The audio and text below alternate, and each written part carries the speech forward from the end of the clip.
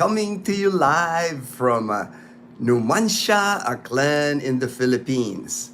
I'm having my morning cup of coffee here, my coffee with Gino cup. I'm having a Copico Blanca. Copico Blanca is a 3-in-1 coffee in the Philippines. Coffee, cream, and sugar all in one. And then the way it works is powder form. You put it in your cup, put hot water, and you have a nice cup of coffee. This particular brand, there's like numerous brands here in the Philippines. There's even a Manny Pacquiao 3-in-1 coffee. But this particular brand, I pay 7 pesos each. So for 10 pack, there's a 10 pack, it comes in a 10 pack, 70 pesos. So about $1.50 for 10 cups of coffee. Really good coffee. This is my favorite 3-in-1 coffee, my favorite brand. I've tried many. Yeah, I kind of settled on this one. Edgar, good morning, Edgar. Good morning. It's coffee time. Fortune, all right. Good AM, Fortune. Panay Pasi. Okay, drive safely, Fortune. Just leave it on, maybe, or don't get distracted. Fortune. Concentrate on the road. I know it's a tricky drive going into Manila, going to the office and all that. First, I always do the weather. Of course, I do the weather. Vegas Will calls me the Mr. Weatherman. All right, let me look here. I did see that there's a low pressure area that entered the Philippine area of responsibility. So it's going to bring rain. I can already tell this morning when I took Leanna to school, cloudy today, looks like we'll have rain today. It says here, as of 3 a.m. this morning, low pressure area was estimated 550 kilometers east of Infanta, Quezon. And then, of course, the southwest monsoon, the Habagat, that is still affecting the Philippines. The ones that are going to be affected by the low pressure area are Cagayan, Bicol region, Quezon, Romblon, Northern Samar, Eastern Samar, and Leyte. Like I've said on many of my live streams, that is the area where it always seemed to hit the Philippines as far as like tropical depression, tropical cyclone, super typhoon, that Samar, Leyte, Bicol, and then that northern Luzon area. That's always kind of like the trajectory of typhoons here in the Philippines. Same thing, how it seems like in the United States, I remember Florida always seemed to get hit by hurricanes. It's the same thing. Like us here in Western Visayas, in Panay Island, we're kind of like the California. I mean, we do get rain, but none of the typhoons normally hit us, which is a blessing, of course, for us. We don't have to suffer through many typhoons, because typhoons here in the Philippines, unfortunately, is very, very destructive. So those are the areas affected by the low pressure area. And then the rest of the country, like Visayas and Mindanao, we're still being affected by Habagat. That's still what's causing like rain. But as you can see, like I've been doing live streams the past week, my videos the past week. We have not gotten any rain in the past week. It's felt like summer here in Panay Island, here in Aklan province anyway. The past week. So today might actually be a nice relief from the heat, if we get some rain today. I wouldn't mind at all if we got rain today. Today I'm just going to discuss, first thing I'm going to discuss, of course, is the experience that I had with the LTO. I'm done with the LTO. Mission accomplished with the LTO. Bumblebee now has a new plate, now has a new registration. Good for, I guess because my plate, the issued plate that they gave me is, the end of it is number 6. I'm good till June 30th of 2026. That's when I will need to renew my registration on Bumblebee again. So, and hopefully by next year, they won't have the same problem that they had this year, because they instituted that new plate, no metal plate, no travel policy. That kind of like put everybody in a loop. Usually my renewals, the past few years, my renewal on our tricycle Bumblebee, my renewal on the car, it doesn't even take like 2 hours, at the Pook, not at the main office. The main office, I try to avoid the main office of the LTO Tigayon, because I just know that place is packed. I always try to go to the Pook area. There's a satellite office of the LTO there. But unfortunately, the satellite office cannot do all the functions that the main office does. It's not like in the US, it's like if there's a one branch, both branches can do identical things. It's like here, it doesn't like that. It's not like that. With the satellite office, unfortunately, cannot do all the functions that the main or the mother office does. So it's kind of like you end up like, if they can't do it, you'll have to go to the main office anyway. And then you saw the past few days how the main office of the LTO is in Tigayon. It's like it's a madhouse in there. It's just like it's crazy, the things that and it, like I said on the video, I don't blame the employees there. It's not it's not their fault that a lot of these things, it's like a lot of these things, policies get implemented with, I think, just my opinion now, without much thought. It's like for me, if I was running the show, I'm not saying I want to run the LTO, but I'm administration. I've done a lot of administration work in my past life in the United States and my life in the military. I would have done something like maybe because I know that there's going to be a big influx of people. I would have set up maybe in tents, maybe like tables where step 1, step 2, step 3, all the people needed to accomplish the renewal in one spot. That way you can get it done, quickly. Not have to go to window 1, go to inspection, go to emissions, go to window 6, go to window 9, and then each window you go, it's like there's not even a line. What happens is like at the window, people just start, you're supposed to put your paperwork down, face down, and the stacks of paper, and whoever's helping will take the paper.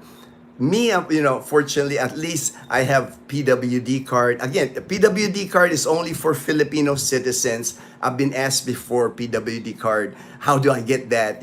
It's only for Filipino citizens to get a PWD card here in the Philippines. I'm dual citizen. I'm an American citizen. I'm also a Filipino citizen, and I have a disability. That's why I get the PWD card. But it's like there's not even like a number system, right? That's the other thing. If they were gonna implement something big and you're gonna, influx of people, you would think they would have like a ticket number system. Nothing like that. You saw the line, and I'm sure it's gonna be the same today. If I had to go back there today, the line in front of the LTO when they opened those double doors, the double glass doors. You saw it's really not a line. It's kind of like like I said, the Black Friday at Walmart. It's like zoom. They all go in, and then everybody's like scatter inside and pack the line, and all of a sudden the inside is super packed, and then the security guard can't let any more people in because it's we're like sardines in there. The security guard has to, like, each time somebody leaves, somebody can come in, because you can't overpopulate it. I'm sure it's kind of have to be like a fire hazard to have that many people in that building. Oh, a commenter, I'm just going to keep discussing my experience with the LTO, observations, of course. I'm not trying to criticize them or anything. I did know a commenter this morning on the comment on the video said, because I had mentioned, I just found it interesting how on the waiting side of things, where the customers are, we have electric ceiling fans. There is an AC at the end, but I've never seen it work. It's always broken. The AC, the one split type AC at the end, at the corner for the long room right there, but it's never worked. But on the other side of the glass, you have the glass on the other side. I could see they had like several split type AC, because here in the Philippines it's not central air. It's you have those split type units up. It's mounted on the wall, and each one blows cold air. That's how it works here. I just found it interesting because in the United States, that dynamic, you're not going to see that dynamic in the United States, where the employees on the one side of the glass is like all air conditioned, they're nice and cool, while the customers sitting are all sweating. It's like a sauna in there. I do not think that would happen in the United States. That was my whole point. I wasn't trying to, because I'm not the only one that noticed. People were like, of course, man, we're sitting there. Yes, the day before I sat there in the sauna for like 2 hours. Yesterday, I sat there in that sauna for 3.5. I was soaked. I was soaked by the time, I was soaked in sweat. Last night, I was feeling like cramps on my calf. Because that's usually a sign for me that I'm dehydrated. Before I went, I had my Pocari Sweat. It's like a liter of Pocari Sweat. And you saw I had like 3 bottles of bottled water. But I knew I was still not drinking enough. I knew I wasn't drinking enough because, when you're sweating, you have to drink a lot. But the problem is, if I keep drinking while I'm there, I'm going to have to go to pee. And if I have to go to pee, I have to it's a long way to go pee, and get water, more water. The canteen is like a good 100 yards away in the sun. It's like, unfortunately, I wasn't thinking, I forgot my umbrella. So, it's just one of those things, it's like there was a lot going on yesterday. And then Edgar mentioned to me, he was like, he would have lost it when I did not know when they issued me the metal plate. My thinking, I'm so excited I finally got a metal plate after 9 years. I was so excited. So, of course, my thinking is like, I got to put it on my motorbike. I finally got a license. Nobody told me that I'm not supposed to put it on my motorcycle, because the guy that was doing the emissions testing, he said, I cannot put the license plate on the vehicle until I'm done with the renewal, because they need the virtual plate, which is this plate right here, improvised plate. I actually had to get this made. Because the improvised plate that I had, when I put the metal plate, I threw it away. I was thinking, I'm done with you, I don't need you anymore. I should have kept it in the motorbike. I wasn't thinking. So yesterday, after I was done with the emission, the guy wouldn't give me the results. He said he needed to take a picture of the emission testing with the improvised plate. So I had to get one made. I had this made yesterday. An extra time to get this made. And of course, the place where I had this made had a line. Again, at least the person was kind enough. I was showing my PWD ID. The people standing in line, they understand when you're PWD. They won't say anything that you're cutting the line. So I was able to make this improvised plate. The guy had to put it on the motorbike, took the picture, and now I'm back to my metal plate. I took it down. I can now, it's just like, like Edgar was saying, he said, he would have lost it right there. But for me, the thing I always think about here when I'm dealing with stuff like that, when I'm dealing with government agencies, I'm retired. So I have the time. I have the time here. It's like I'm not in a rush. I can absorb waiting and all that because I'm retired. And then the other thing I'm always keeping in mind is the employees themselves. Like a lot of times, an employee would be like Windows 6. That's the employee sitting there. The person only knows that Windows 6. He or she doesn't know what Windows 7, Windows 8 is doing. He or she is focused on her one single task. So you can't really ask them a lot of questions because they can't, and then they have to follow like a certain parameter. If you ask, why are you doing this? Can't I do this? Can't I do this? They do not do that here. You just have to understand that, because here, not just in government agencies. You can see this in fast food. You can see this happening at the grocery, everything. A lot of times the workers, a lot of times they're working for minimum wage. They're low earners, right?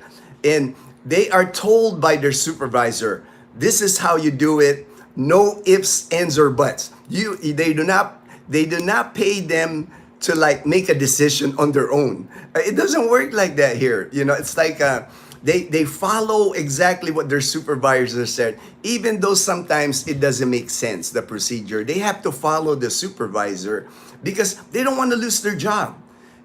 Minimum wage people here, the people that are low earners here in the Philippines, they can get cut just like that. They can just cut them because there's like 100 people waiting in line to take their job. There is no, I'm sure there's an organization here. I don't want to say there's no, it's like equal opportunity or anything like that. But the lower people, the lower income people, the poor people, a lot of times they get run over here. They don't have like workman's comp here. Most of your low earners here, the minimum wage people, they don't have benefits here. Not all has PhilHealth. Not all has like pag-ibig. That there's just they're just hanging on to their job. You got to understand that. It's like, and I know that. That's why I'm patient. I'm patient with people because I know when I look at them, sometimes I feel bad for them because they're sitting there and there's all these people like, why are you doing this? Why are you doing this? And they're like, man, they got to take that stuff all day long for days. That's their daily job. They have to take that because it's like, they got to hang on to their job. They don't want to lose their job. So, I always try to put myself in their situation, because like, I guess that's the only way I've been able to like put it in my head, how things work here, and I'm able to like adapt and adjust and survive the craziness sometimes that I do see, and I do see it. So many inefficient systems here. That's what I see. A lot of times. Like I said, my background is administration. I'm good with paperwork. I'm good with like processes, military. Everything in the military is we have a, standard operating procedure. We got like binders. We got like step 1, step 2, step 3. We follow it to a T. And then if there's something that wasn't covered for that, as military, we can make an adjustment. We can improvise. Okay. This one, the steps, I can't follow this. What's my decision? The thing is, they're just not trained like that, if there's any training at all. A lot of times, the people that get put on the jobs like that, they just get thrown in there, they're thrown in there, learn on the fly.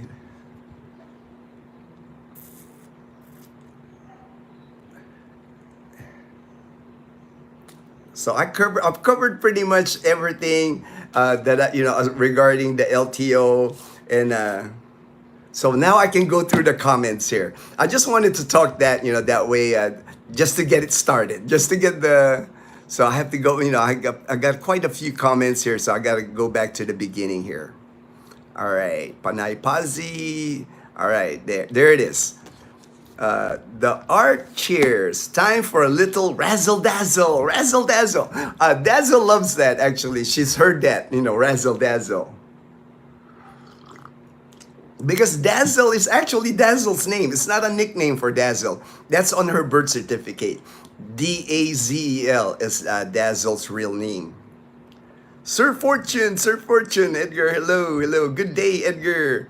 Jimbo, Chief Master Sergeant retired Jimbo. Good morning, brother. Cool and cloudy Batangas. Same here. This morning was a little cool when I took Leanna to school, and cloudy, no sun at all.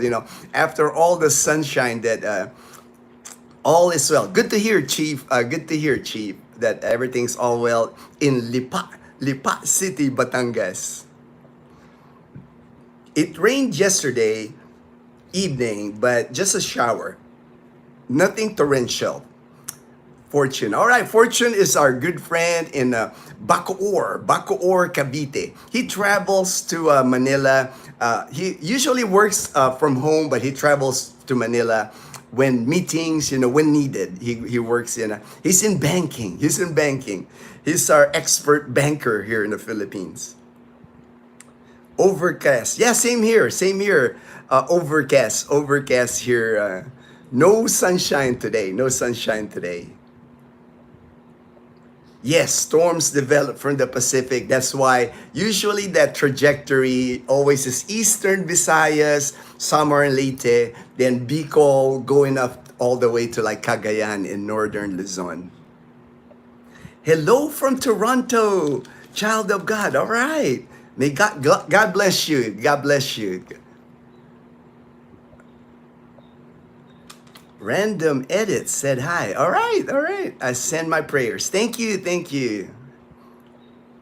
Appreciate the prayers. Appreciate the prayers, my friend.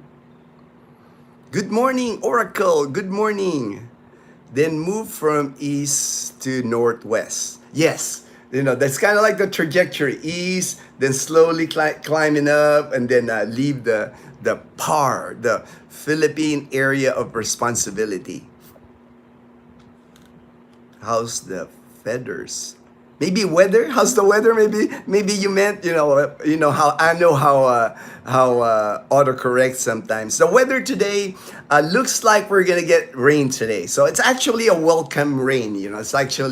It's nice that I wouldn't mind rain today to cool things off. It's been so hot here in our area the past week. OB Adventures. All right, OB. OB now has the hammer. OB, I gave you the hammer. Now you got the hammer, OB. OB, my friend Aliyah, his wife, and Isaiah, their son Isaiah, from Columbia, South Carolina. Magandang umaga, OB, mga kapatid. Magandang umaga, kapatid. Hello, everyone. Hope all is well. All is well here. All is well. Good morning, AM, OB. Hello, hello. You have some work to do. Oh, thank you. Say thank you. I'm glad OB volunteered. OB volunteered to be a moderator, so he took care of you. I didn't even see it. Thank you. Thank you so much, OB. You have the hammer. There we go. You got the hammer. A busy hammer. It looks like now I'm seeing OB. It looks like it's a busy hammer. Thanks, OB. Thanks, OB. Sing. Hello. All right. Where are you from? All right, Sing. I live here in Numancia, Aklan in the Philippines. Western Visayas. Visayas is like the middle region of the Philippines. You got the big island and several provinces in Luzon. Visayas, several islands in Visayas, and then Mindanao. We're in the middle part of the Philippines. Yes, I figure you were in India because of your last name. I have friends when I went to in the United States. I have Indian friends with the last name Singh. I guess that's a common last name. Welcome, Mr. Singh. Skating Geezer, my good friend from Ormoc City. Good morning. I enjoy listening to you, Gino, and reading comments on you. God bless. Thank you. I'm glad you enjoy the live streams. Thank you, Skating Geezer. God bless. Oh, OB, you're getting asked. OB is from Columbia, South Carolina in the United States. The emission norms are such high in your country. Maybe that's why they're doing all the emission testing. That's why. I mean, for me, it's like anything to help the environment, anything to, we don't want to pollute the air and everything. I like clean air, so I'm all for the emission testing. I'm just thrilled that we did away with emission tests 10 years ago. Oh, I didn't know. I haven't been in the U.S., Edgar, in 14 years, so I didn't know that they went, I guess here, I don't think it'll go away here. If anything, I see more. They should open like more emission testing area because like centers, they need more because you saw the line at the LTO, man. They need more people doing that. That way to cut the line, to ease the line here. Hello, Vin. Welcome to the channel. Oh, my friend Ruben, he just landed in. I got a message from a messenger. He just landed in Washington State. Ruben lives here in Calibo now, but he's headed back to San Diego for normal checkup, see family and all that. Then he'll be back here next month. He lives here now in Calibo. He's one of the Panay posse that decided to stay in Calibo. Vin, welcome, Vin. Welcome to the channel, Vin. Sounds like union jobs. Sounds like, yes, right? Captain Ron, somebody commented, why they don't automate, why don't they use like online, because I remember when I was in Tucson, Arizona, this was back in 2010, 15 years ago. I used to renew my car registration online. I remember I just had to, I can't remember whether I had to do an emission test, but I do remember doing it online. I would like send my payment online. I would get my renewal sticker and I would put it on my plate. That was how I renewed my, that was 15 years ago now, 15 years ago in Arizona. But here, they just don't have a system like that just because one, it would be costly for them to have like online servers to manage that. Philippines is way behind when it comes to like the internet, automation, and online. Doing anything online. The Philippines way behind on that. And then the second thing, Captain Ron, like you mentioned, it's like union jobs. If you automate the LTO here, you're gonna cut some people. You're gonna cut some. They might lose jobs. Human beings will lose jobs. Especially with AI now coming in, and then you automate it too good. You don't need that many government employees. And a lot of these government employees. I don't know if people are aware when they're government employees here in the Philippines. That's a treasured job here in the Philippines. Most people, when they land a government job, they stick to that job until retirement.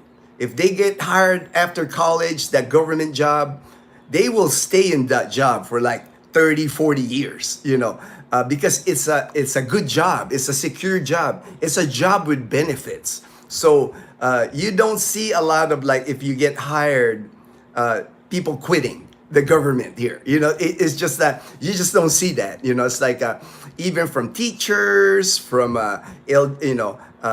anything that has to do with government. These people stay in those jobs, kind of like the union, right? The union jobs are the same way. People don't want to lose those jobs because, for one, they're good paying jobs and they're got benefits and actually has a retirement. It's like, it's not the same retirement like getting like monthly check the rest of your life, like the U.S. military. It's more like at your retirement ceremony when you're like 55 or 60, you get a lump sum big amount retirement bonus. So good jobs. Most people here, I rarely have heard anybody that has a government job that quit. People fight for those government jobs here. There's people working for government here. They call them casual, like they're on temporary status. And they can be on temporary status for years. That's how hard to get a permanent government job position here. LOL, Gino, 3 weeks from now, hope you can say, not in a hurry. I am retired. I am retired.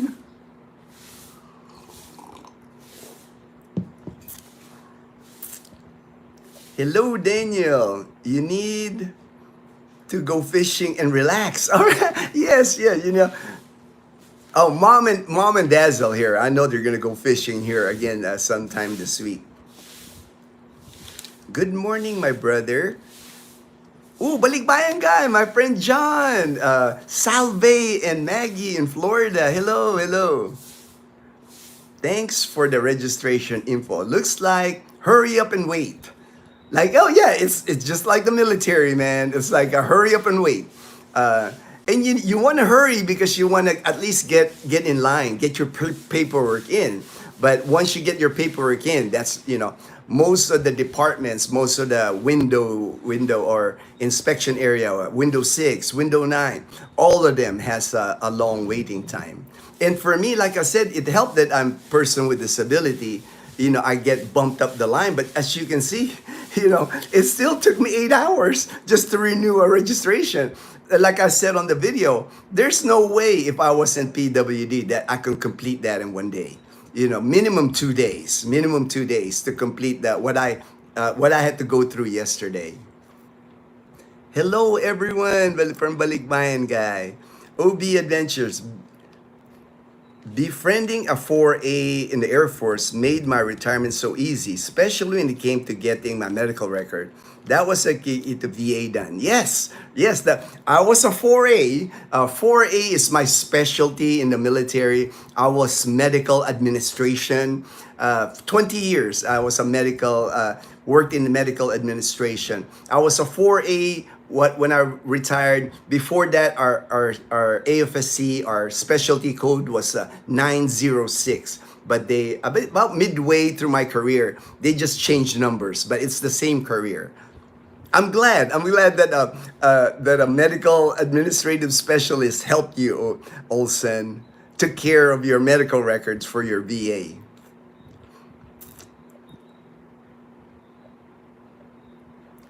HD, all right. Greetings and salutations, HD. When Gino was talking about the lack of AC while being packed like a can of sardines, I started looking through Amazon for ice vest. For ice vest. Man, I was ready. Like I said, man, like even now, I'm rehydrating myself with Pocari Sweat. I picked this up in Japan, but now they sell it at 7-Eleven. I've been drinking this. I switched to Pocari Sweat from Gatorade. I like the taste. It's easier on the taste, and I don't know if it's better than Gatorade, but I like it. So that's why for hydration, this is what I drink for hydration.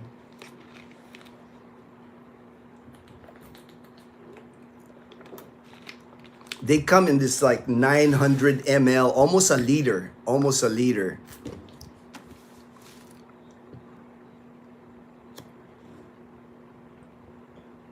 I knew I was getting dehydrated yesterday because I drank my Pocari before I got there. I drank 3 bottled waters during the day, but I was not peeing. I didn't even feel like peeing, so I knew I was getting dehydrated. But once you're in there, once you get into that building, you don't know if they're going to call your name. So I just hanged in there, man. I just hanged in there for like the 3.5 hours yesterday. I was just like, I think what I was thinking, I was putting my mind like, it's funny how I play these games with my mind. It reminded me for my Air Force retiree Air Force veterans. It reminded me being on Mach 4 during military exercise. Mach 4 in the military, we have this chemical gear that we wear on top of our uniform. We have BDU uniform, shirt, undershirt, uniform, and then we have this jacket that's like chemical proof that no chemical is gonna get through it. And then we wear gloves, and then they tape it that way nothing can go in. And then we wear a mask. We wear a gas mask and then a hood, and then we wear our flak vest. I mean, if you can imagine a flak vest, like a bulletproof flak vest on top of all that gear, and boots, and tape the boots so nothing is going through you. You're like chemically sealed, proof. No chemicals, no biological weapon can get through you, right? And helmet on top of that, right? So I was just putting my mind in that Mach 4 level. When I say putting my mind in Mach 4 level, we used to work in that suit, that gear. We used to run around, carry litters with patients on it, sweating inside, and you're just like soaking sweat inside for hours. we can be, there's this thing called Mop 4, Condition Black, if I can remember. And you're in that thing for like 4, 5, 6 hours straight. And to drink water, we actually have our canteen. There's a tube on the gas mask that you have to lift up on the tube, and your canteen, you screw your canteen and then you squeeze it to drink water. And don't ever think about peeing now. If you gotta pee, that's a problem. You can't get rid of all that stuff if you gotta pee. But I just put in my mind, that's what it reminded me. Sitting in that sweat box yesterday, I was just like, Mop 4, I can do this, man. I've done this many times. I have slept on Mop 4. I have like worked to exhaustion where we're still on Mop 4. We have a break, from carrying litters, from putting patients in ambulances, putting them in a helicopters. You're exhausted. I have just sat on the ground or laid on the ground and fell asleep. That's how tired you get when you're on like that mop gear, So I just put my mindset was like, you can handle this. You can handle this. Howdy, OB, Edgar, the Panay Pasi. All right. Fresh Aloha. All right, Fresh Aloha. Last week, I submitted my passport. Oh, congratulations. All right. That's 30 days you should get your passport, pretty quick. They're pretty quick turnaround on your passport. I paid for expedition. Oh, you'll get it even quicker. You expedited, man. Hope to get my passport in a few weeks. You will. Like even here in the Philippines, I renewed my U.S. passport in the mail. Got it within 30 days. I did it in the mail. And it got delivered to me, not by the Philippine Postal. It got delivered by, at the time, Air 21. But I think now some other company got hired now by the U.S. Embassy to deliver passports. All right, Fresh Aloha. Few weeks of vacation. All right. That I'm happy for you. You will enjoy that. It's like vacation is always different than moving too. The people when you go on vacation in the Philippines, it's vacation. You're just gonna have a blast. It's a different dynamic when it's vacation and it's a move. Vacation, you're just having fun. Moving to the Philippines, you have that dynamic of little nervousness, because you don't really know how it's all gonna play out, and excitement at the same time. Vacation, you're all about excitement. You're all about happy to like land in the Philippines. Balikbayan guy, Panay pa. All right, that's us. All right, that's us. HD, OB was doing such a great job today before I showed up in the chat. All right. We can all use that. I mean, more. I'm not giving that title moderator just to anybody now because like somebody yesterday, Bert is his name, and I've seen him a few times. But I gotta vet the people I give the moderator to because the moderators got some power. You guys can eliminate people from the live stream. You can like ban people and all that. So it has to be trusted people. It's like an HD OB. I trust, and Mom Janet. It's like I trust you guys. That's why you gained the hammer. You got the hammer. Is that ice vest battery operated? OB, it's not. You freeze the panels and attach it to the vest. The vest holds those ice panels. Ooh, man. I would like to. I'll have to look at Lazada, man. I have to look at Lazada HD. That sounds cool, man. I wouldn't mind wearing that vest sometimes when I ride Bumblebee. Because when outside in the sun riding Bumblebee, even though I have that little shade, it still gets hot. I wouldn't mind. That would be nice to like riding Bumblebee, having like a cool vest, like to cool your body. I'll like I said, I'll have to check Lazada if I can order that in Lazada. Edgar, I am waiting till October, November to go fishing on Tampa Skyway. I saw that, Daniel, that video about the Tampa Skyway. They have a lot of fish there. That way my fish are not cooked. Dude, oh, okay, it's too hot. It's too hot right now. Before I get them in the cooler.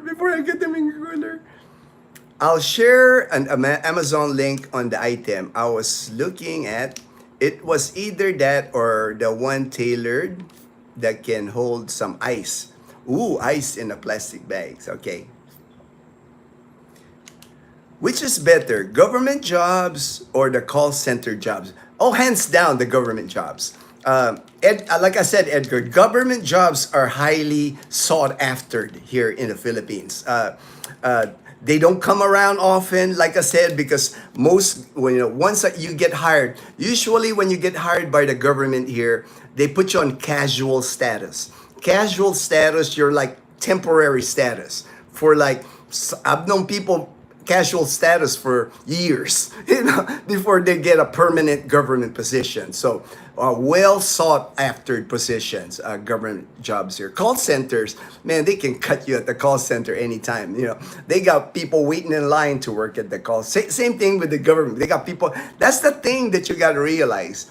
Here in the Philippines, if you land a job, people will like do the best they can to hang on to that job because the employers, any company here, government, they know they can replace you. There's like hundreds of applications waiting to replace you if you like mess up, if you don't follow the boss. That's why, man, it's like, that's what I was saying. They're so afraid to make a decision on their own. They're not going to make a decision on their own and they get yelled at, or even worse, get fired.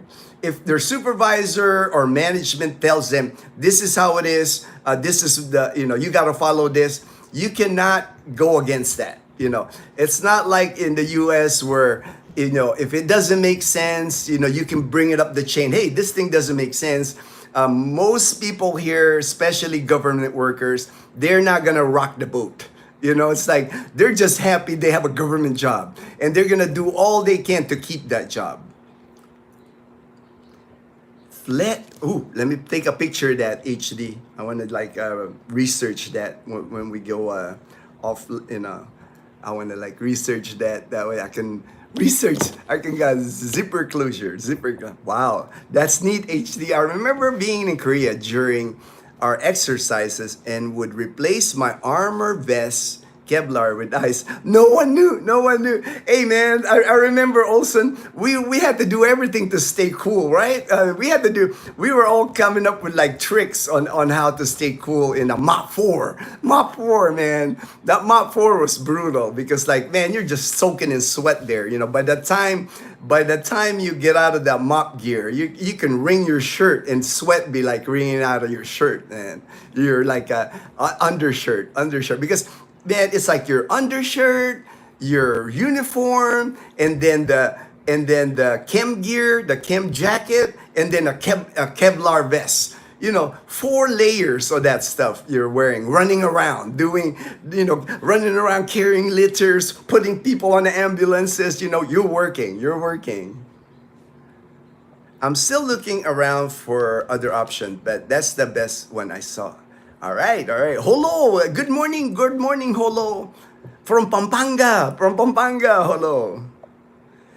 I would carry a portable cooler with an extra panel to keep it frozen, then swap the panel when it's melted.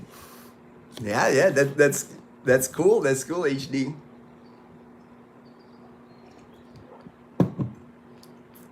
I might pull the trigger to purchase it. Yeah. I'll have to check it out. I'll check it out online if it's even available here on Lazada. Lazada is our Filipino version of Amazon here.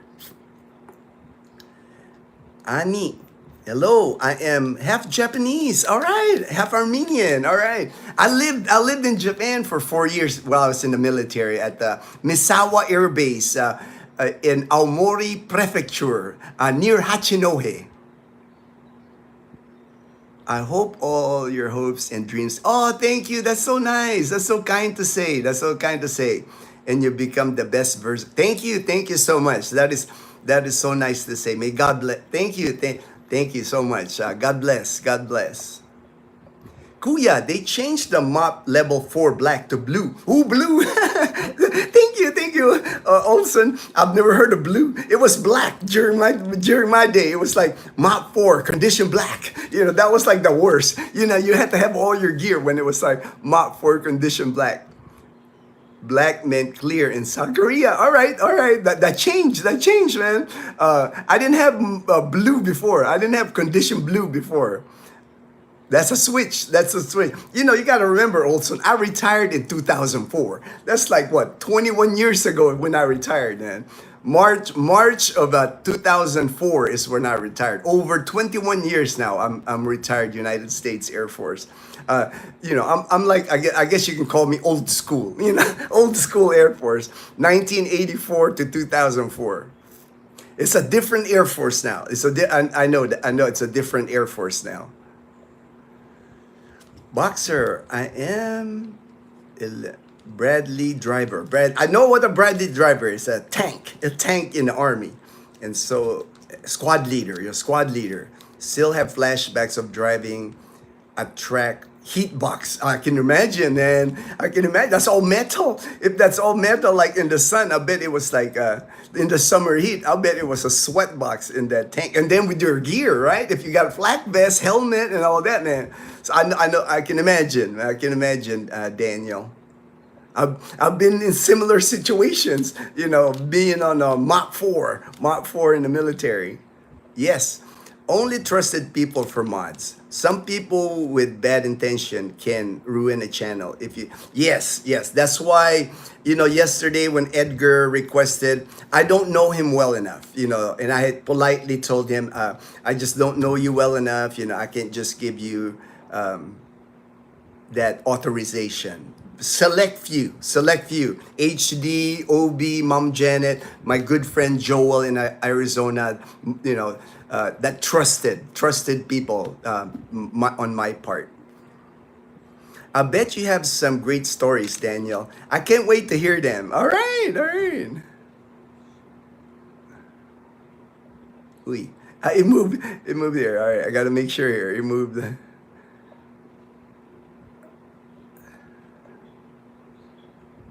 There you go. Sorry. Mach 4 in a Bradley with no AC.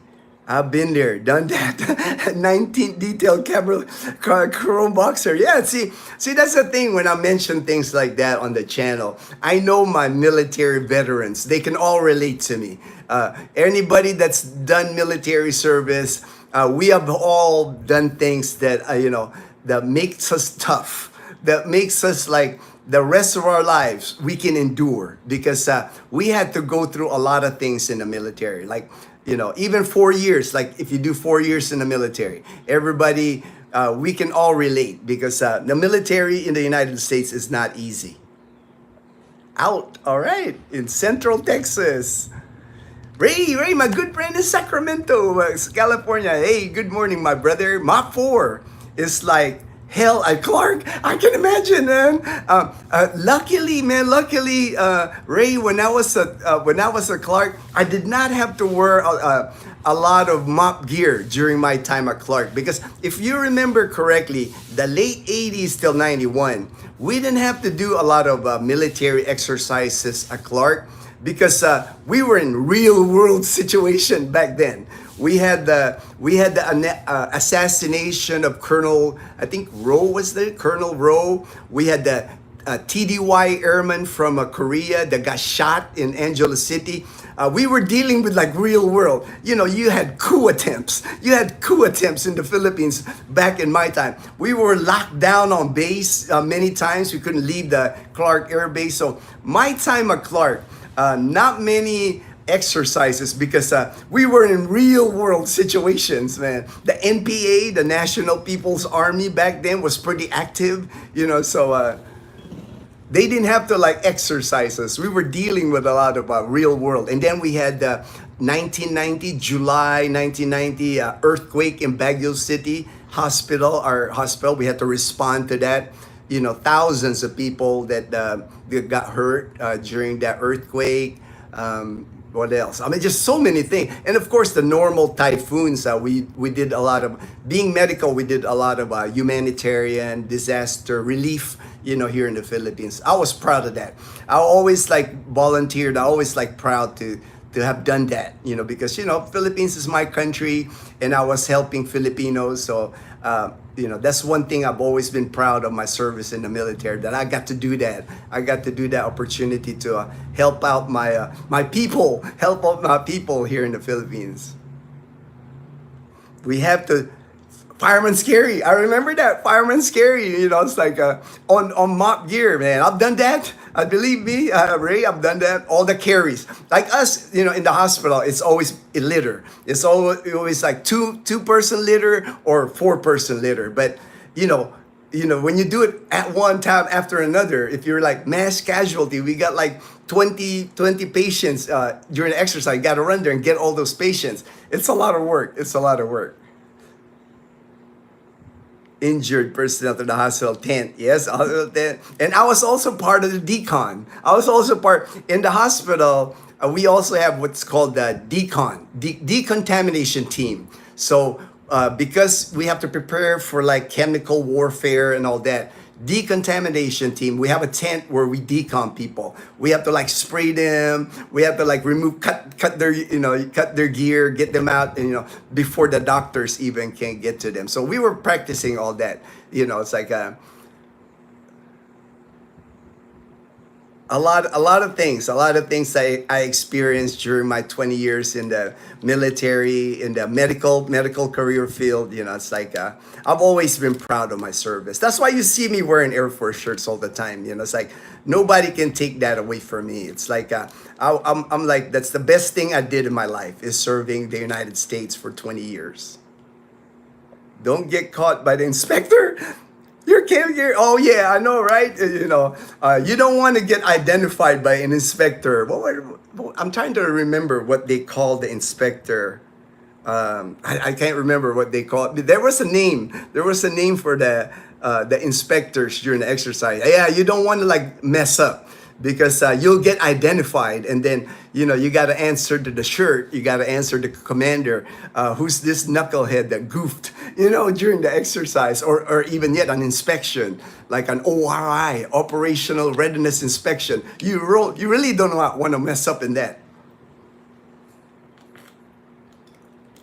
Man, it could be a career killer if you mess up during an inspection. Because you get labeled, like the mess up guy. It's like you don't want that label. You don't want that label attached to you. You want to you want to be recognized. You want to be like, oh man, sharp airman, sharp. It's like reacted in time. It's like went above and beyond. Those are the kind of words you want to hear from the inspector. Has anyone suffered from heat stroke at the LTO? It seems like those are perfect. You know what, HD? I was kind of keeping an eye on people in there, because I'm medical, man. I guess I'm retired, I don't have my certifications anymore, but still, the medical in me still sits, it's like self-aiding buddy care and things like that. I've trained most of my life with that. So, I was kind of keeping an eye because, man, there were some seniors in there, man, and there's no water fountain, there's no water cooler, and many of the people weren't carrying water bottles. Me, being military, this, HD, we're just trained, right? We're trained to like hydrate. They push it, because heat stroke, right? We're trained in the military to like hydrate, how hydration is so important. Filipinos, unfortunately, man, even Dazzle, even Leanna and Mom, I always push them to hydrate themselves here in the Philippines.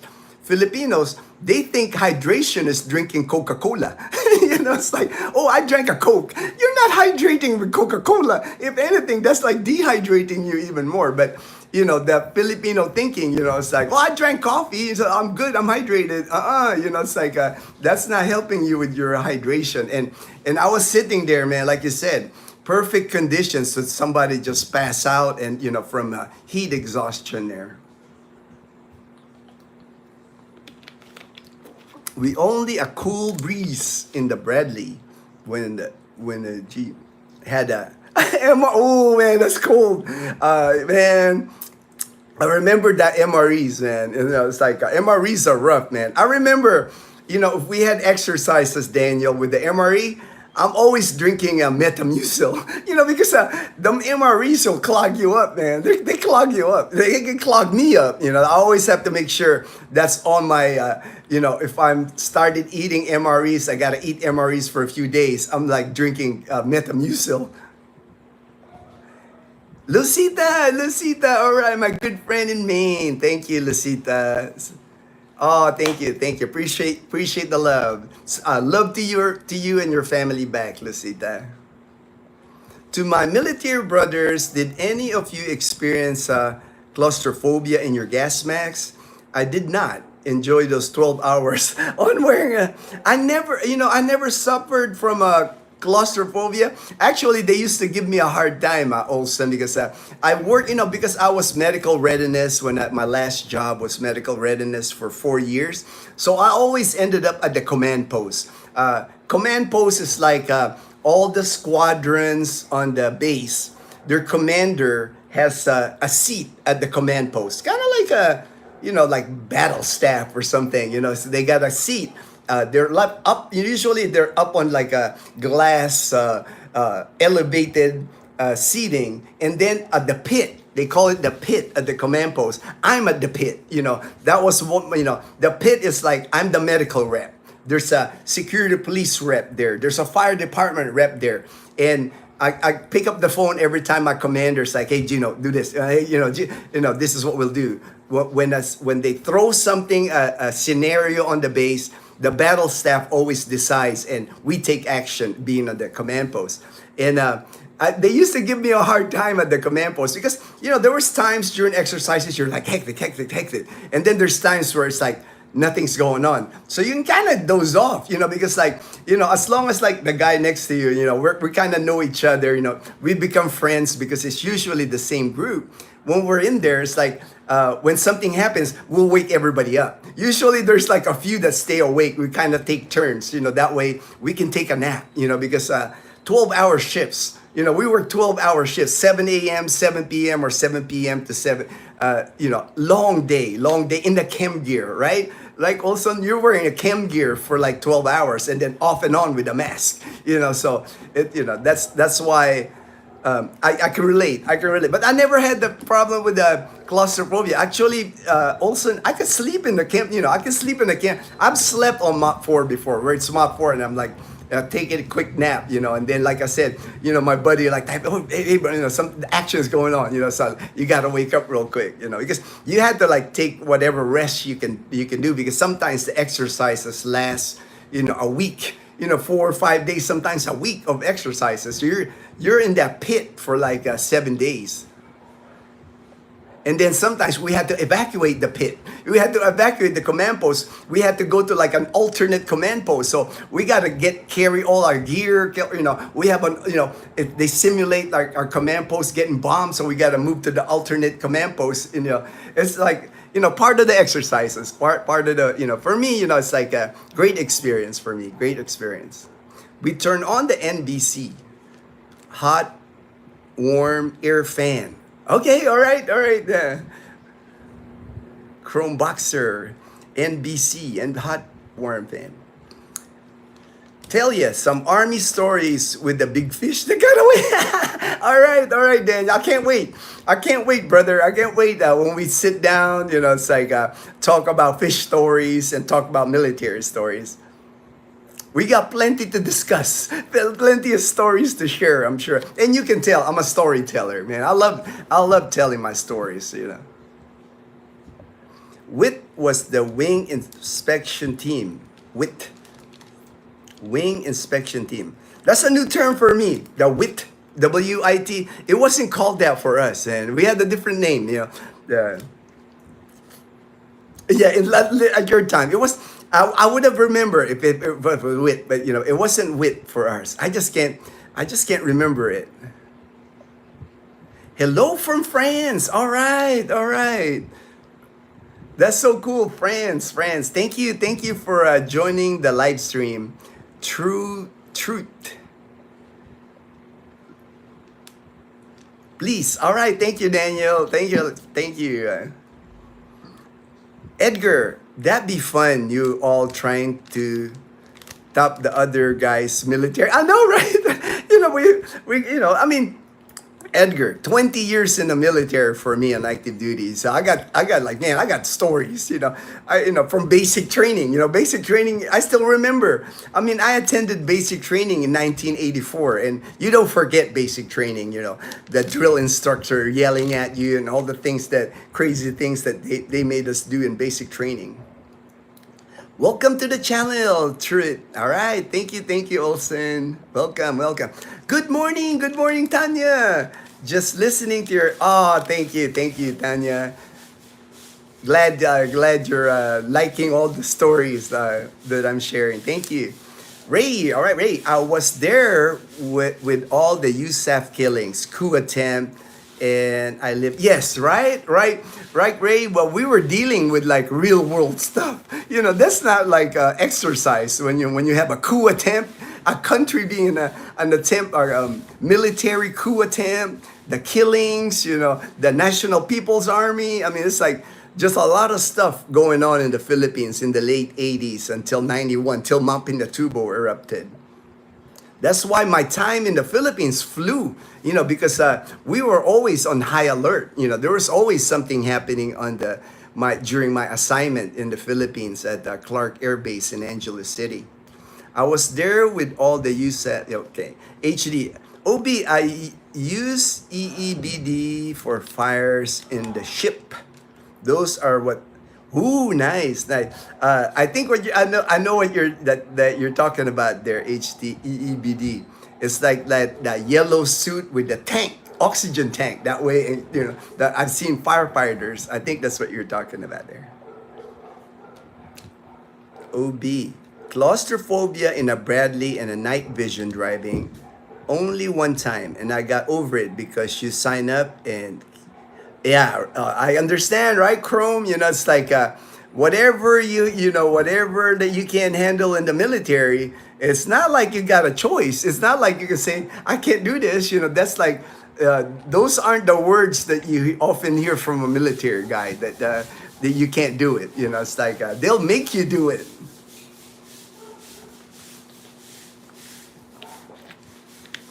HD did not experience any claustrophobia from running.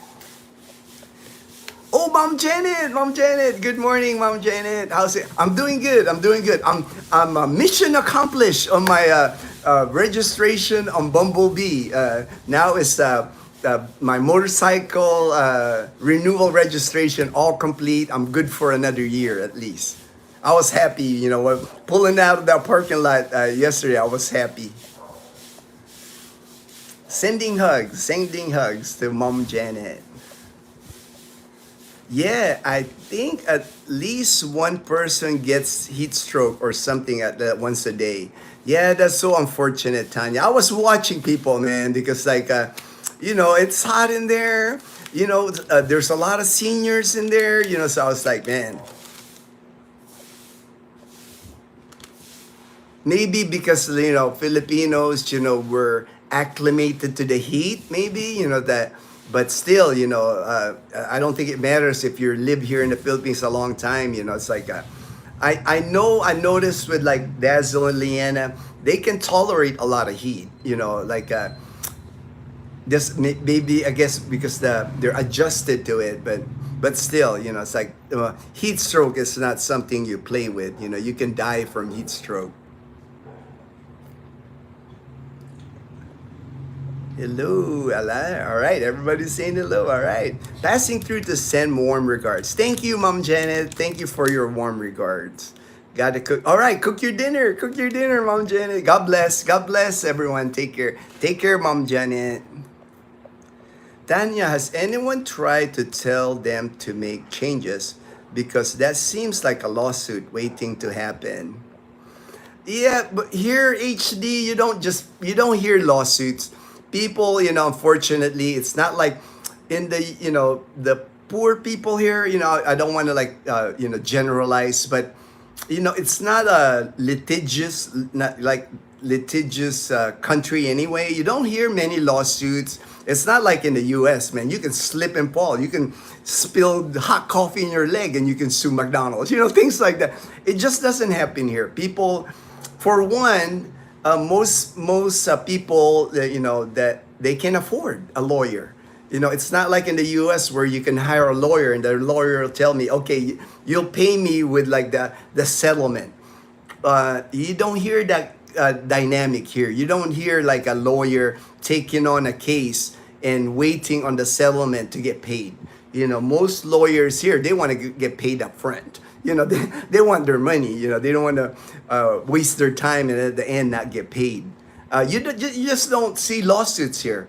I don't hear them. You know, it's like it's not on social media. It's not on Facebook. It's not in the newspaper.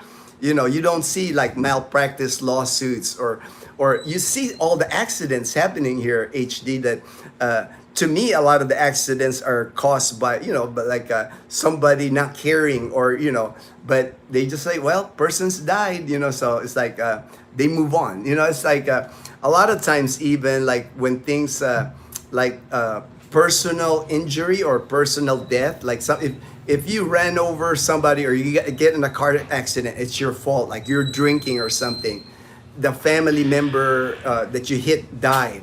A lot of times they settle. They just settle, like you just agree to pay for the funeral, maybe extra money for the family, and the families take it. You know, because, you know, if they don't take it, they don't have money to bury the person, you know. The only thing, if you hit somebody that has money, then you'll have a problem. But most of the time, the people that get involved in the accidents, they just want you to take care of the burial, maybe give them like extra money, but you know everything gets settled, you know, out of court without you know. Oh, OB, thank you. I'm trying bamboo activated charcoal on my feet to remove inflammation. It's helping. Oh, great, great. At least that's helping, Mom Janet. I'm still fighting with the darn plant. Oh, oh yeah, the tree, the that's bad. Thanks, Daniel. I've been busy sorting through things these past couple of days, trying to get rid of unnecessary stuff.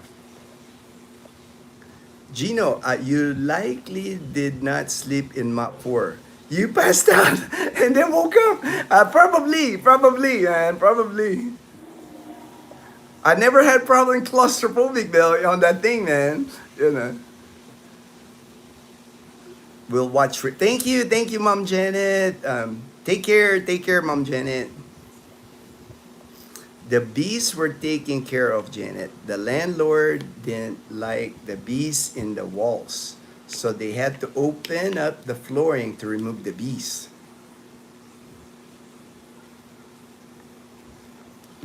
To get rid of it. For your situation with the yucca. Yeah, the yucca. I was trying to remember the yucca. I remember it was like a tree or a big plant in the yard. I relate. Spent hours in my storage unit and mission to clear out all three of them. One unit has 2 increases twice in 6 months from, wow, that's $80 increase. Good morning, Brian, my good friend in Galveston County, Texas. Hello, good morning, Brian. Ray, my tour at Clark was very challenging. I was the acting first shirt.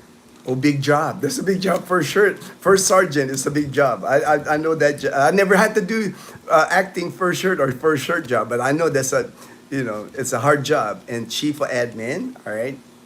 I was assigned to the 3rd Fighter Wing Squadron, Flying Squadron. It was a handful dealing with troops. Yes, I could imagine that. Raid.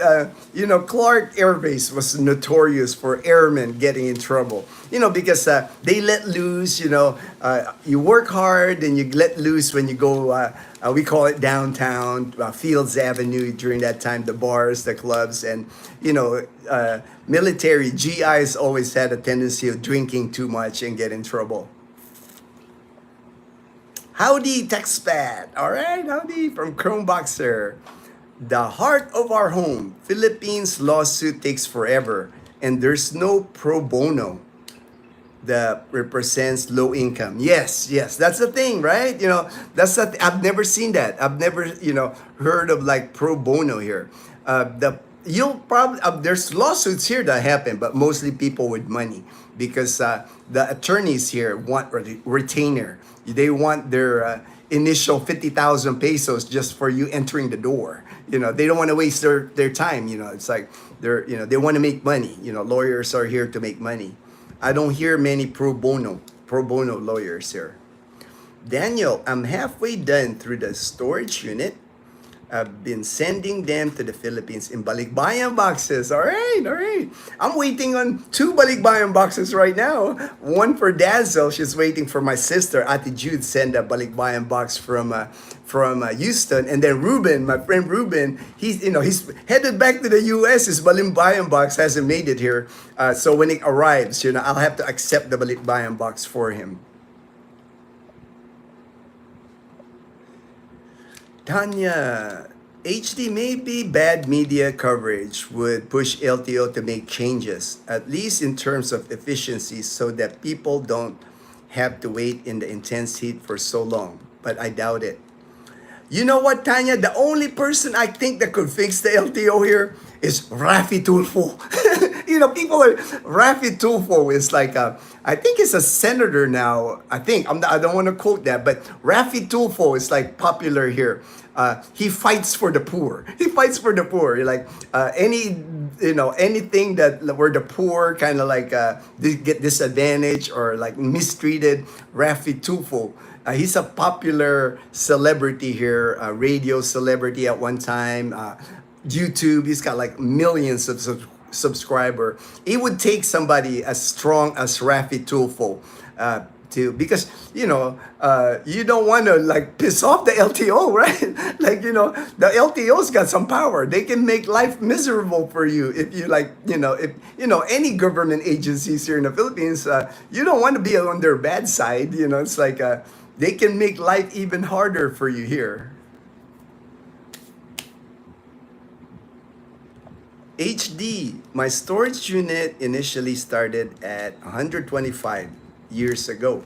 They're reaching up to 280 this month. I asked them to lower it down to 240 a month so I can finish moving out without rushing. Wow, a big increase on storage unit.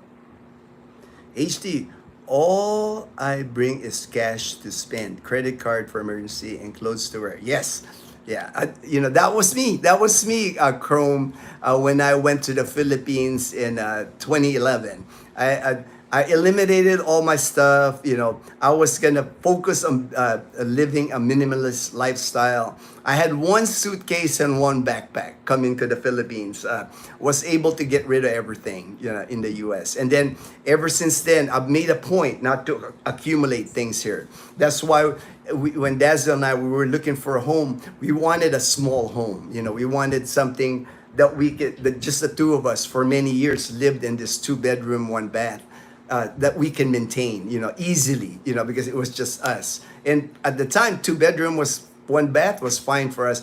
Now that we have Leanne and Mom, we have to get the bunk beds. They're in one room, that's in our room.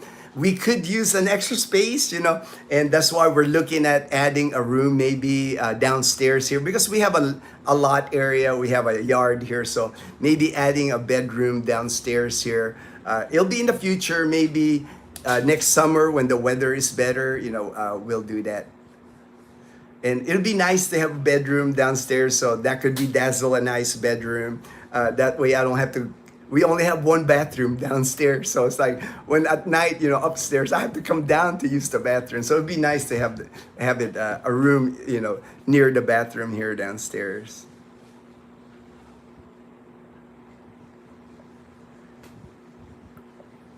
The heart of our home. People don't pay a lot of taxes in the Philippines, so it is hard to force the government to.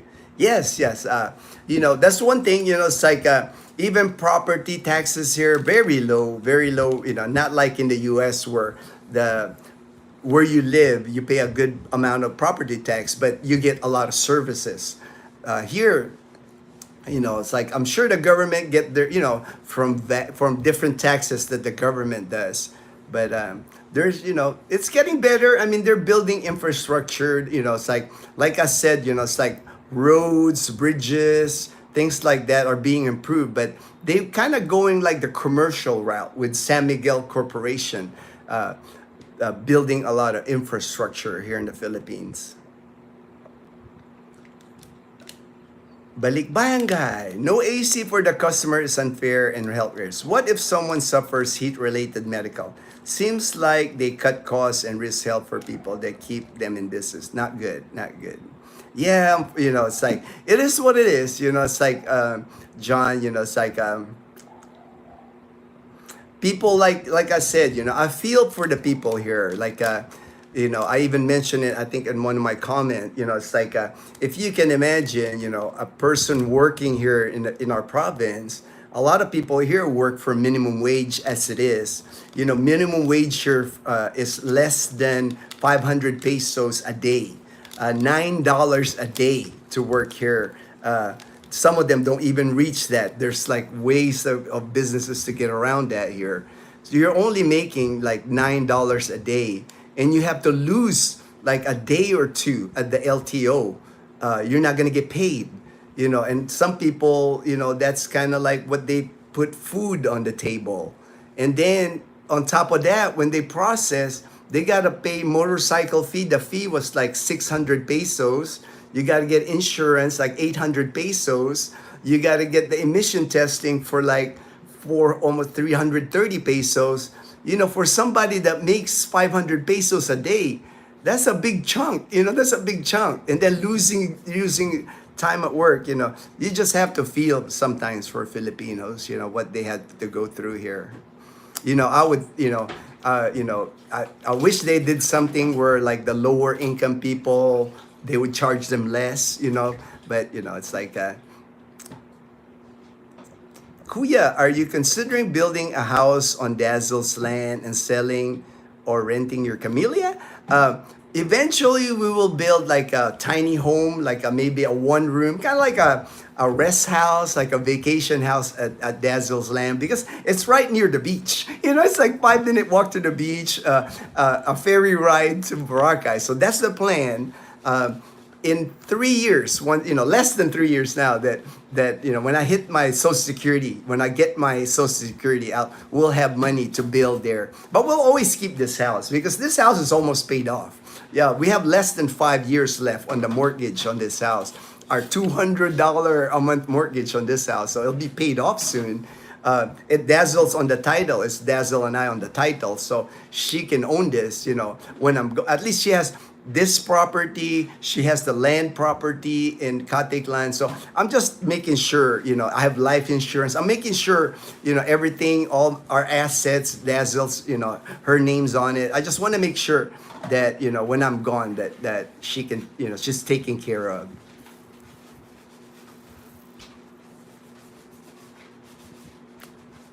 Dazzle, oh, it is. We love Dazzle Land. We love Dazzle Land. Actually, Dazzle wanted to go to Dazzle Land because mom was telling us that the papayas are like fruit bearing now. The papayas are fruit bearing. So we got papayas now on Dazzle Land. Dazzle's like, we need to go there, babe, because somebody might take my papayas. Right, Ma? Dazzle was saying, we got to go there, babe. Somebody might take my papayas. She's excited. She's excited to go to Dazzle Land. It reminds me of that Bahay Kubo song. You can grow all... Yes, I mean, there's all kinds of stuff growing on Dazzle Land now. Got eggplant in there, Mom, right? Eggplant. Got banana trees growing. Malunggay. I mean, all kinds of stuff growing on Dazzle Land right now. Haha. Tufo has so many subscribers. Yes, right? Tufo. That's what I was thinking, Tanya. I think if anybody can fix that LTO, it'd be Rafi Tufo. Tufo is like, yeah, right? Everybody's scared of Rafi Tufo. You don't want to get called out by Rafi Tufo. If you get called out by Rafi Tufo, he's got millions of viewers. It goes viral. And he has the clout to if government agencies or whatever gives him a hard time, they don't want to mess with him. He's a powerful man here in the Philippines. And I think he's a senator now. I think he's one of the senators now here. when it comes to the senator, his name, yes, okay, thank you. I'm glad. That's what I thought. I thought, I don't keep track of Philippine politics, so thank you for that. I do think, I thought in my head that he was a senator now. So, he's even got more power now. You don't want to mess with Rafi Tulfo, man. To get help from him, you'll have to fight through thousands of people in line. Of course, he's so huge. It's so huge. Just to get in touch with his staff. People stay overnight there. I can imagine because he get things done. It's like, that's what he's known for getting things done here in the Philippines. And of course, one needs a story with more drama. Oh yes. It has to be a good story. It has to be a good story to get on Tulfo, on Rafi Tulfo's show. That's right. In the Philippines, you can put a spouse in jail for infidelity. Oh yeah, I mean, there's like laws like that in the Philippines, and if you don't play it right, like I always tell people, like in social media here in the Philippines, you gotta be careful calling out people or accusing or their reputation, libel, cyber libel, You gotta be careful with your words here. Like me, I'm a blogger, man. So I got, that's why, I just can't spit out words that, that someone might find offensive. It'll land me in trouble here. I have to be politically correct on the things that I say. I can't call out like a person, and I better have backup of information, but I would never do that anyway. Just grab the papaya for chicken tinola. Oh yeah, right? Yeah, mom will probably cook tinola because it's easy for us here, HD. There's a lot of like malunggay. There's actually a lot of papayas here in our subdivision. Usually our neighbors, mom can like go to the neighbor and say, "Can have you one of your papaya?" And they'll just like give mom here like the papaya, the unripe papaya to cook on tinola. That's one thing, people are neighborly here. That's why I like living here. That's why I always say, it's like, anywhere you go in the world, you're always gonna run into like difficult people. It's like, but here in the Philippines, most of the time, it's like people are kind, especially here in Aklan province. It's like Aklanans, they're like nicest people, humble people. Not they're easy to get along. If anything, it's like unfortunately, what you have to watch here sometimes are the expats.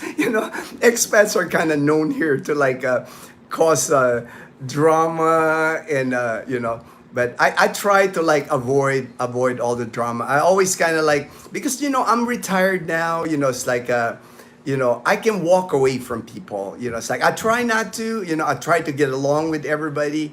But when I see nothing but negativity, especially from an expat, I just kind of like slowly like ease my way out. It's like but sometimes it's never easy. Because you hurt people's feelings. But for me, it's like my peace of mind is more important. So it's like I do not mind like moving away from not a positive relationship with anyone. If I'm getting just mostly negative vibes from a person, I've just learned to like I'm not gonna say anything bad or anything. I'm not gonna make any drama. I just kind of like ease away from the person because I just try to do my best to surround myself with positive people.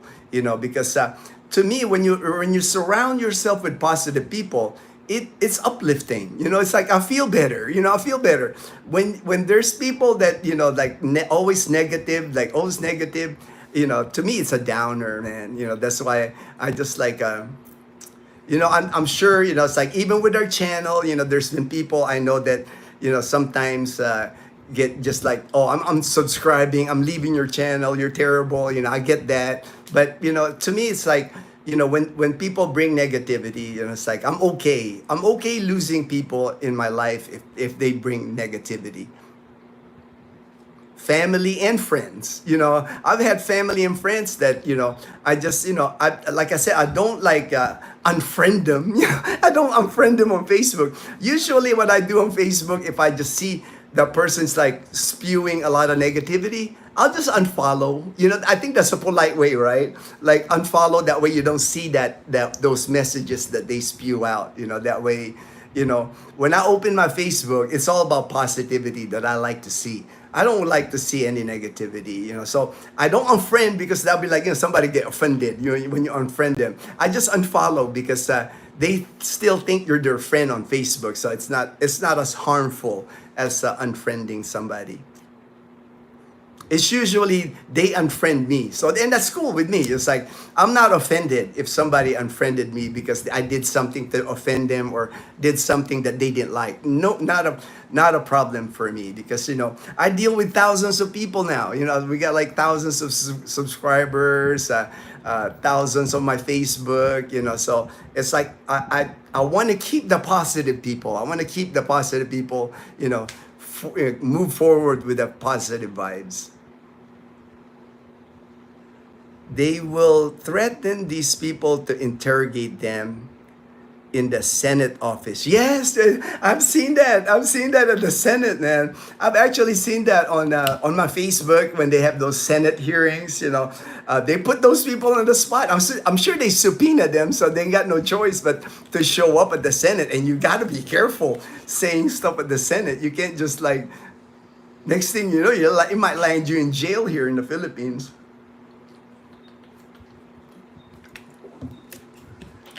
So use papaya instead of upo, or keep it either. Yeah, you can keep it either way. Also, I know sayote. Mom always cooks tinola with either green papaya, the unripe papaya, or sayote.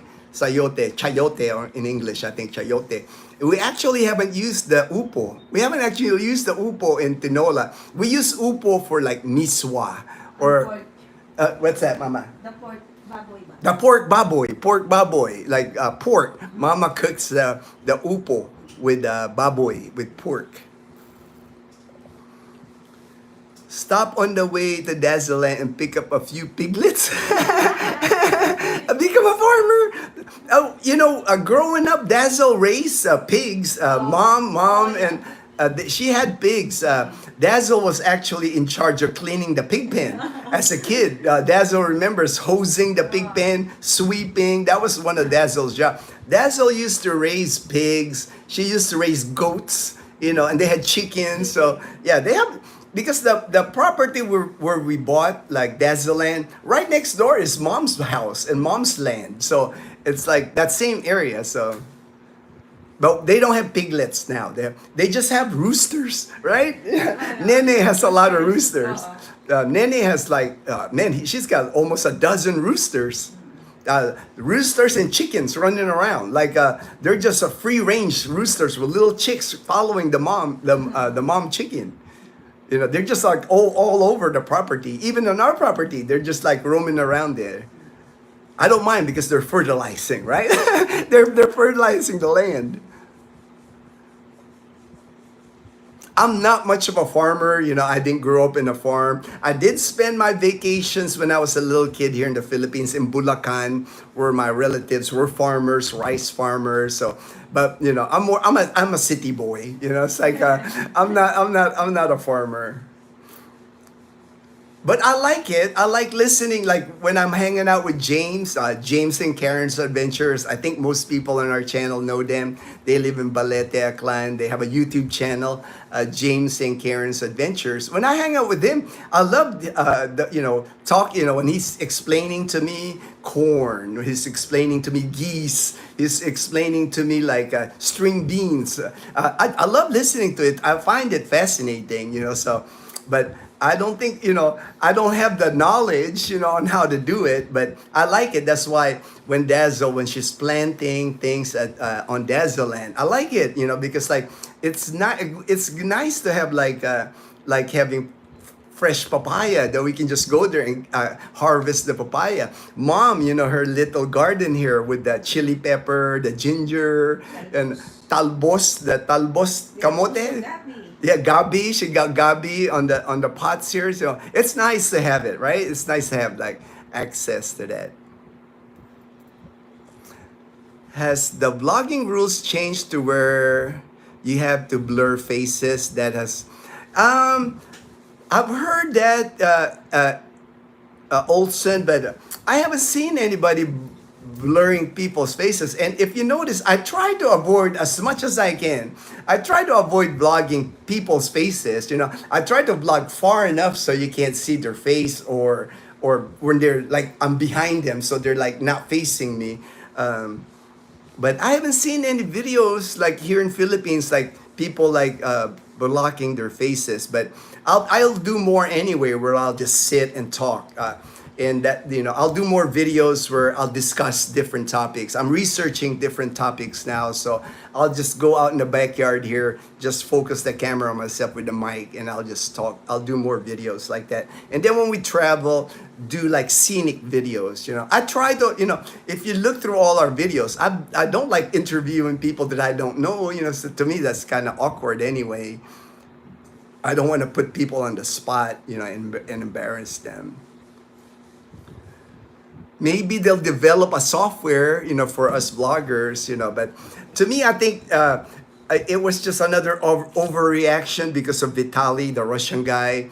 I think that story is kind of dying down. I don't see Vitaly anymore on the news. So maybe like everything else here in the Philippines, you know, in the Philippines, they have so many laws here, so many rules, but they're not really enforced, or they're not really followed. So maybe it'll just go in that wayside. Another law that's there, but it's not enforced. You know, it's not enforced.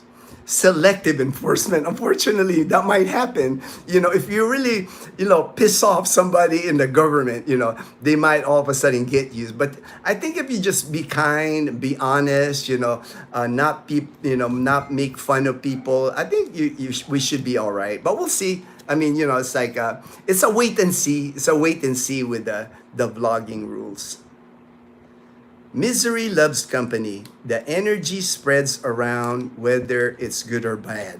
Right, HD. That's why I try. You know, like I said, I don't want, you know, when because I've gotten, you know, people in our channel subscribe. You know, like just a small me commenting or something, or the reply that they don't like, and then they're like, you know, I'm unsubscribing. You know, it's like I get, you know, I don't get many, but I do get them. You know, it's like you know, you don't even know sometimes how I upset them, but they're upset. You know, it's like but you know, it is what it is. You know, it's like for me, it's just part of YouTube. You know, you'll always get some kind of negative. But I'm happy with the channel because mostly positive people, like on the live stream here. You know, it's like right, HD. We need the moderators to like the hammer, because you'll always get people that are like, I don't understand it. They bring negativity. You know, just like, you know, why would you, like, we have a good live stream here. We're sharing information, sharing knowledge with each other, but there's always one or two that want to like ruin that for everybody, right? You know, but you know, we got you guys, we got the moderators to put the hammer, man. Yes, it's been effective and became a law in the Philippines. All right. So I just got to pay attention more. When I edit the videos, I just got to make sure that I don't put people's faces. And then if somebody reach out to me, hey, you put my face on the video, I'll put it down. I'll take down the video. It's not like it is called the laws of attraction. People draw the same type of energy that you share. Yes, I think so, right? That's why you become my brother, Daniel, because I can tell you're a good dude. You know, I want to hang out with you. I want to show you Panay when you get here. I want to like pick you up at the airport, give you a tour of Panay, wherever you want to go, because you know we've developed some kind of brotherhood, even though we haven't met in person yet. You know, that's how I feel. That's how I feel. Pigs actually choose a designated area of the pen to do their business.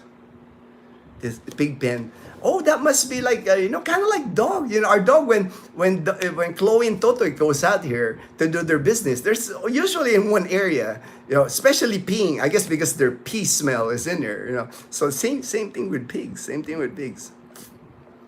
Is it quiet at Camellia? How are the HORUs though? Always, that's one thing nice about Camellia. It's always quiet here.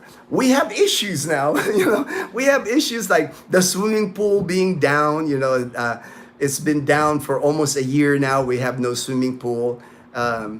issues with like HOA. We just elected new officials, so hopefully they'll get along better. Hopefully they'll work together to improve our community. We have problem with like people not paying their HOA dues. Like right now, we only have, I think maybe 50% people paying their HOA dues. So that's a big problem, right? You know, it's like the rules, there's a lot, you know, there's a lot of rules, but I like the rules, John. I actually like that I don't hear karaoke here. I don't have roosters. I don't hear roosters. There's no stray dogs. I like that in order for you to add the room, like if I add a room, I had to present my plan to the HOA. They have to approve it. They have to approve the color of paint because we have a Mediterranean style, and the color scheme on all the homes here are pretty much like yellow, beige color, and light brown. You know, you're not gonna see a blue house all of a sudden or a pink house. I like it because it looks neat, right? It looks, you know, I'm military man, you know, so I like order. I like discipline. And like with our garbage, we separate our garbage. They collect plastic on one day. They collect paper on the one day. They collect the dispo, you know, like the food that biodegradable on one day. I like that you know, we have separate bins, and you know, it's not just all thrown in there, or nobody's allowed to burn trash. You know, that's a big thing here in the province. A lot of people still burn their trash here, and they'll burn plastic, and they'll burn, you know, that's not good in the air, right? You know, if your neighbor, if you live with a neighbor and they're burning plastic, you know, you might be inhaling some of that fumes.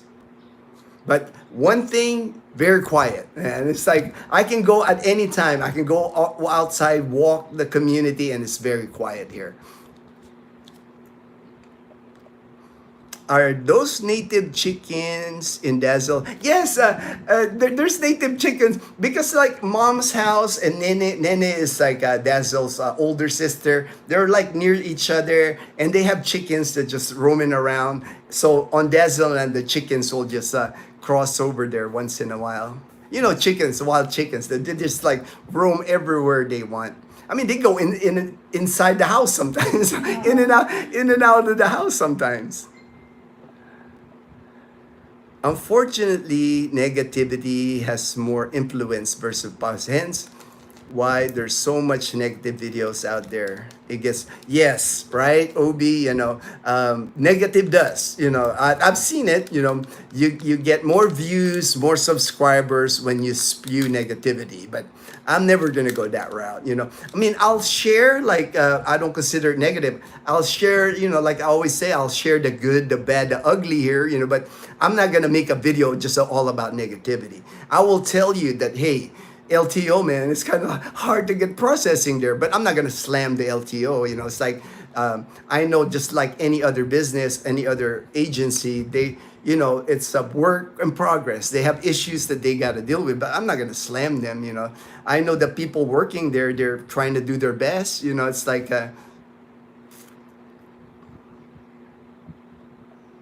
Ray, I think those chickens are imported from Costco. HD. Ray, most likely some of the James chicken did not thrive. The native chicken do better even though they do not lay as many eggs. Yeah, because you know the native chicken, they're pretty tough, right?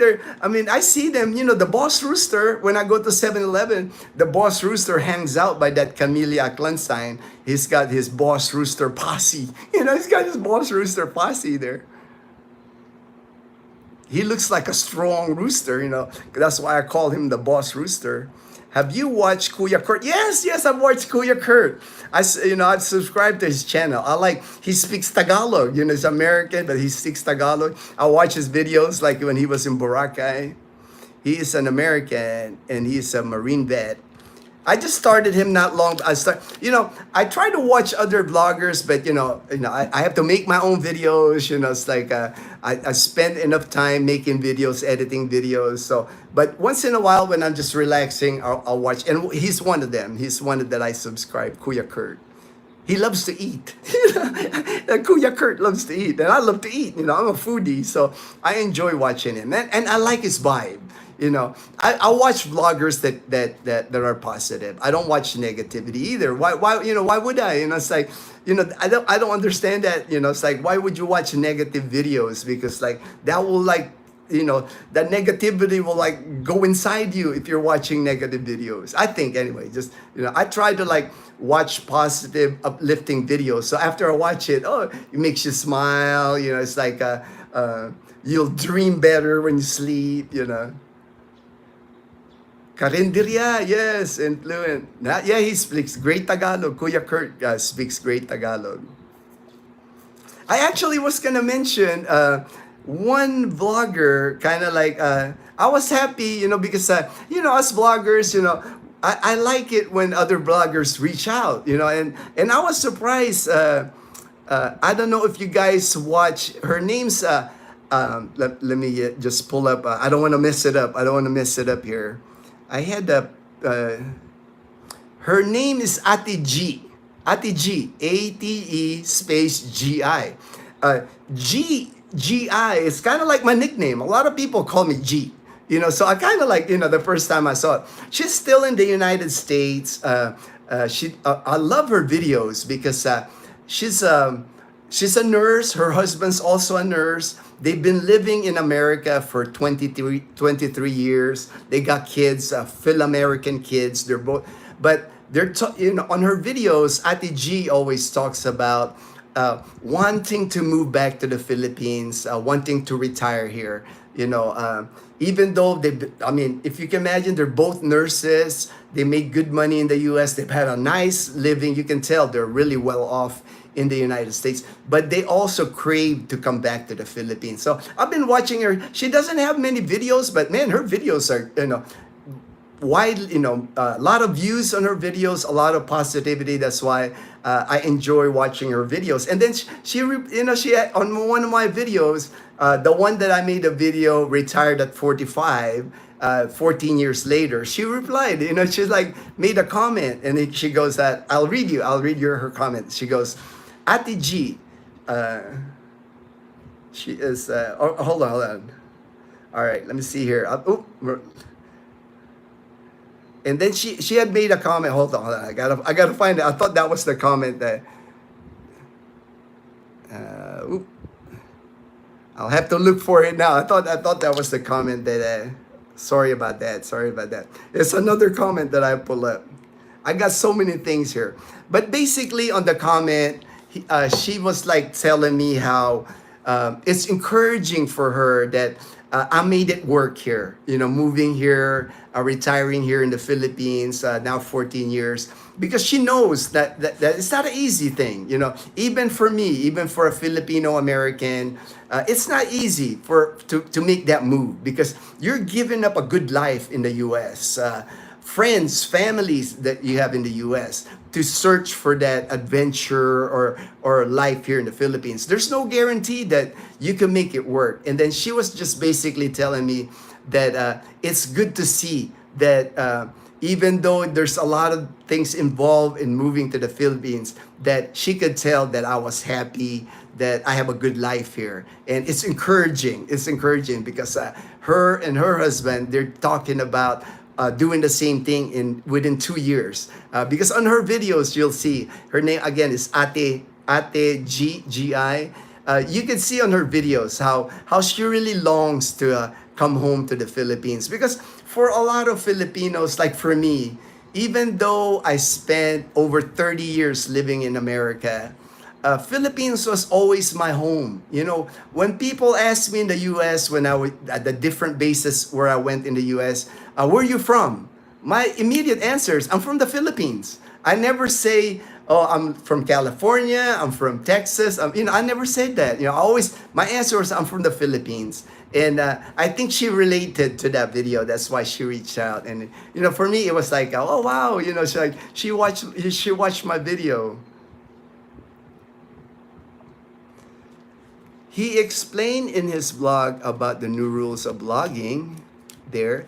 He usually asks the people around if they want a shout out, just to be cautious about actually putting Oh, okay. I might use his technique. I did see that. I did see that. About anybody want to do a shout out? I might do that. I might do that.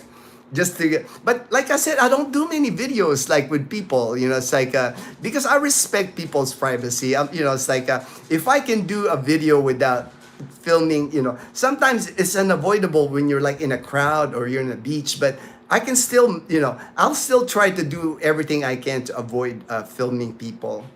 I think you know I've done the videos in the Boracay. I was doing that already. You know, it's like when I see people, I kind of like steer away from them and film like the ocean. You know, film like the mountain. You know, I try to like not include people on our videos. Rhode Island Reds, nice plump chickens. All right, all right. I don't know much about chickens, but you know I like to eat them. I like fried chicken. I like rotisserie chicken. All the people Kuya Kurt meets and the food he eats. He also gives back from his earnings. Oh wow, nice, nice. I know. I mean, Kuya Kurt is a pretty big, you know, blogger. He makes good money doing YouTube. I'm a lowly YouTuber. I'm a small YouTuber, man. We don't make much money on YouTube. When I was in South Carolina, I was told about a weird law. A man can beat his wife only on Sunday. What? Oh, no, no. And the courthouse steps and only with a stick. With a stick. Even in the US. Oh, wow.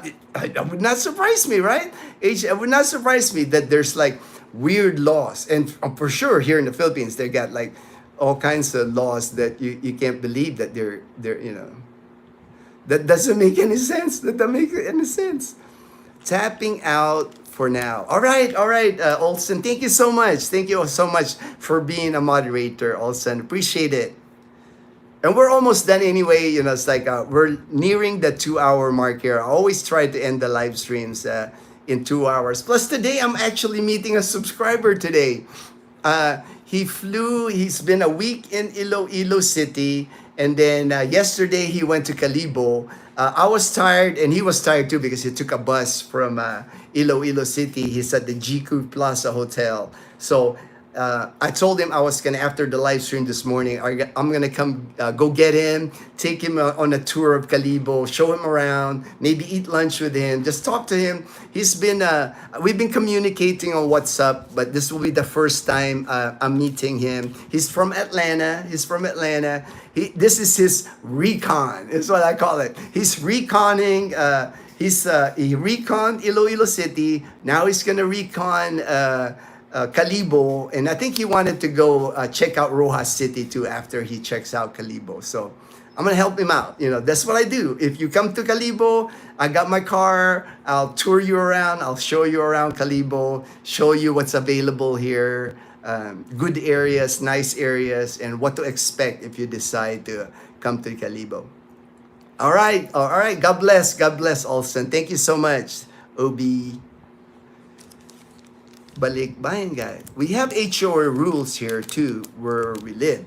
Discipline is good, but sometimes tough to enforce.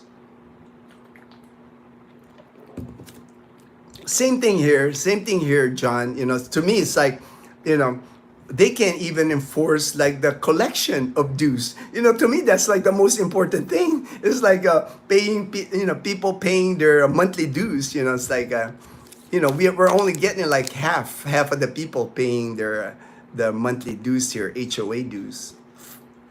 Take care and have a great night. All right, bye, OV. Remember, the rules are only words on paper unless there is a force behind it. Enforce it when people break. Yes, right. You know, yeah. It's just like on paper. It's like sometimes, you know, it's like there you gotta have some force. You know, like here in our community, you know, it's like we have the HOA rules about making your payments, you know, your HOA dues, but I don't think there's enough force to like make sure that people are paying their monthly dues. Hello from California, my Filipino American life. All right, welcome. I know how it is in the Philippines. It is what it is. Still a beautiful country to retire. Yes, right? For me, you know, it's like even yesterday, for me, you know, it's like going through the process. To me, that's to me, that's nothing. I'm retired. I have the time. It's like I have the time to sit there. I know you have to endure, but to me, it is still worth it because of the good things. The good things that are here makes for me it make the good always outweighs the hardships here in the Philippines. For me, anyway, because I just love it here. This is my home. Like I said, Philippines has always been my home, even though I was away from the Philippines for 30 years. This is where I'm more comfortable. This is like, I can be myself. It's like I'm happy to be around Filipinos. I enjoy it here. Yes, Ate G, I love watching her. All right, all right. Right, her videos are so cool. Yes, it's like I've watched all her videos. I love watching her. That's why to me, when she reached out on one of my videos, I was like, wow, Ate G actually watched my video. It's like we will live back in the Philippines with our kids, perhaps year or two from now. My kids love our culture. Yes, I'm glad to hear that. Glad to hear that. And people are moving here with kids. It's like I've mentioned that on the other live streams. From Canada, my friend from Canada, my friend from California. People are moving here with like little kids, like 4-year-old kids, 7-year-old kids, high school kids, and then college kids. So they're moving here. They're moving back. And not just Filipino families. It's like that my friend from Vermont. He's a white American. It's like from Canada. He's not Filipino, but they're moving here with their families here.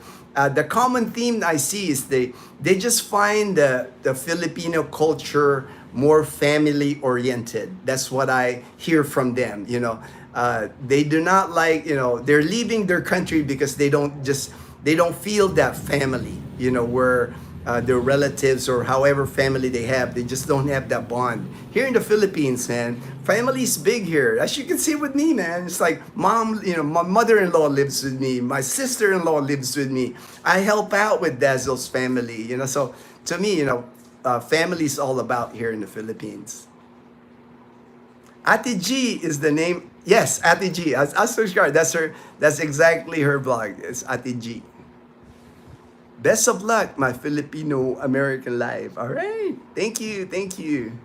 I love watching that and Ate G. All right. Thank you. Thank you, Michael. So kind. Thank you. Thank you. The heart of our home. My husband likes pro-life traveler. All right. He's a guy from Estonia and my husband finds him funny. Oh, all right. Well, it's like I don't get to see a lot of vloggers, but there are some that I subscribe to, like Kuya Kurt. I subscribe to him. Ate G, I subscribe to her. Check you out. Have a wonderful, safe day. All right, Ray. Thank you. We're getting to the 2-hour mark, so I'm just gonna go through the comments here. Good morning, Kuya. All right, Vegasville. You made it. All right. Take care, everyone. Have a blessed day. All right. Salamat po. Maraming salamat, John, Salve, and Maggie. Thank you so much for joining the live stream. All right, everyone, take care. Everyone, have a good day. Stay blessed, everyone.